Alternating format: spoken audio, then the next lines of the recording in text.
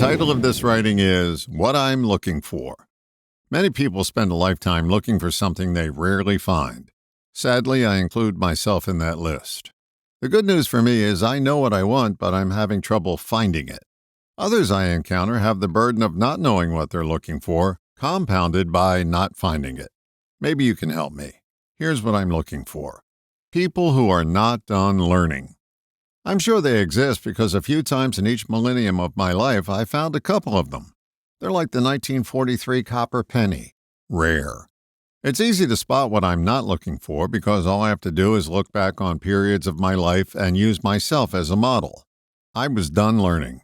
You couldn't teach me anything. To say I was snidely arrogant about what I knew would have been understating the obvious. When you're caught in that loop of godlike superiority, it's hard to recognize that anyone has anything worthwhile to offer you. This state of mind is equally alive and well in people who are hugely successful as it is in those who are abject failures. It's not pretty or useful in either case. Physicians of all stripes and managers of most companies lead the pack. There must be something they put in the water that inhibits their capacity to learn.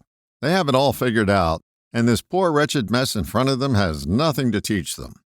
The folly in that mindset is that every patient, every employee, and every customer presents an opportunity for new learning. Who knows more about the effects of lightning on the body? The person who's been struck on the golf course or the person who has studied about it in class? If you said the person who studied it, you must be a doctor, right? Most doctors that I've met treat people who have suffered certain maladies for over 20 years or more with the same formula they learned in class.